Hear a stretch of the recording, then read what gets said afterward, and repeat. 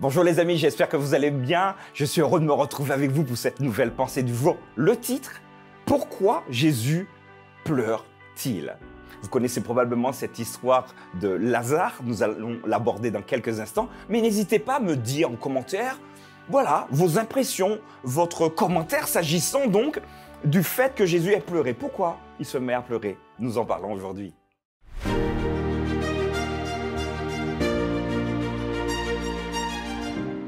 La pensée du jour se trouve aujourd'hui dans Jean, chapitre 11, verset 35.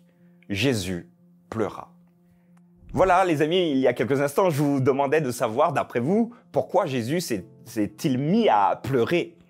Et vous connaissez cette histoire. Très souvent, nous allons dire, Jésus, il va pleurer parce que son ami Lazare est mort, est décédé.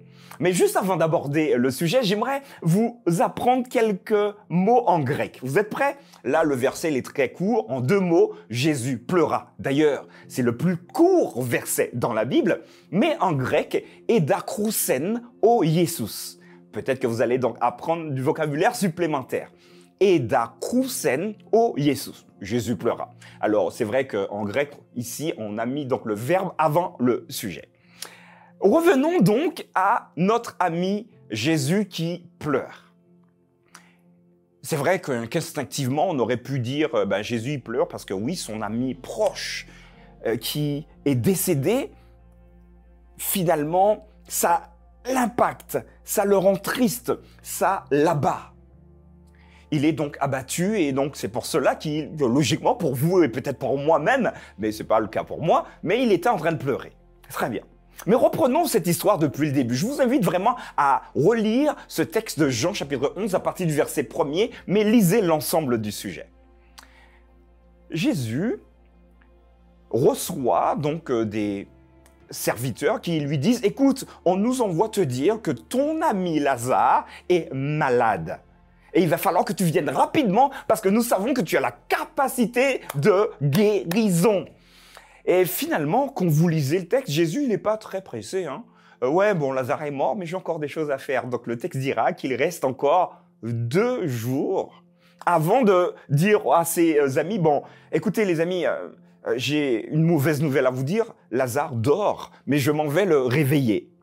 Et là, les disciples disent, mais il n'y a pas de problème. S'il dort, ça veut dire qu'il sera guéri. Ça veut dire qu'il a retrouvé le sommeil et que son sommeil sera potentiellement un réparateur. Donc, il n'y a pas de problème. Et là, Jésus va leur dire, OK, alors je vous précise. Là, nous allons au chevet d'un mort. Donc, Jésus leur dit, Lazare est décédé. Jésus a donc une mission. Il dit à ses disciples, nous allons vous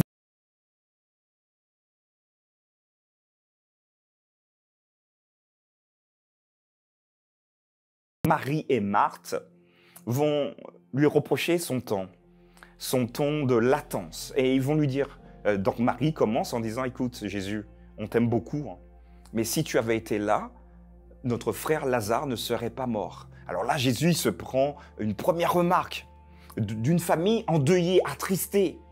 Alors, le texte ne dit pas sur quel ton elle l'a exprimé, en tout cas, mais elle le lui balance.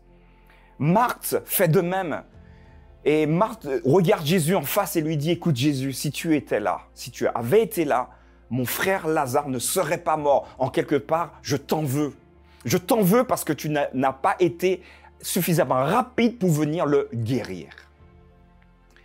Et les disciples aussi ne comprenaient pas trop. Comment ça, il va le ressusciter? Mais c'est bizarre son truc. Et là, Jésus va demander donc, emmenez-moi jusqu'au tombeau. Et là, voilà, on va lui dire, mais écoute, ça fait 4 jours, Jésus, mais là, c'est plus possible. On va pas ouvrir parce que, voilà, la composition a déjà commencé. Et ici, le texte dira, Jésus pleura. Edakrousen o Iesus.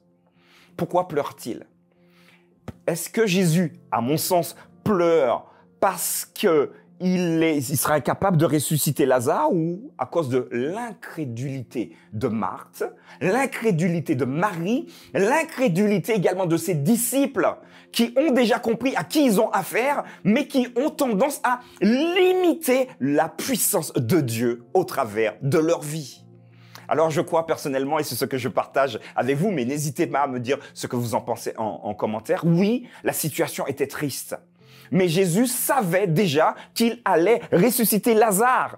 Donc, c'est une bonne nouvelle. Donc, êtes-vous ou seriez-vous triste parce que vous allez pouvoir ressusciter quelqu'un ou parce que finalement, il y a quelque chose de beaucoup plus profond? Est-ce que vous me suivez jusqu'à maintenant? Alors, potentiellement, Jésus va être triste parce que ses amis proches, ceux qui le connaissent, pensent qu'il n'est pas capable de redonner la vie à un mort.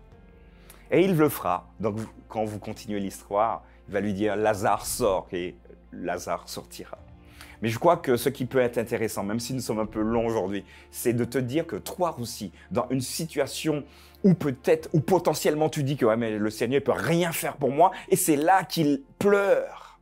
Il dit « Mais toi aussi, tu fais comme Marie, Marthe, mes disciples, tu me limites dans ta vie. » L'invitation pour toi et pour moi, c'est de dire que Jésus peut tout faire.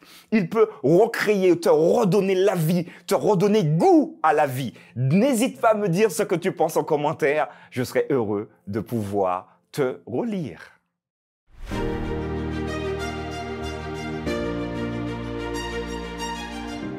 Voilà les amis, nous avons été un peu longs aujourd'hui, mais j'ai voulu vraiment partager ce texte de Jean chapitre 11 avec vous. Jésus pleure, c'est vrai, mais il pleure pas forcément de tristesse, bien qu'on puisse également l'accueillir, qu'il pleure de tristesse, mais surtout de l'incrédulité de ses proches qui limitent sa capacité d'action.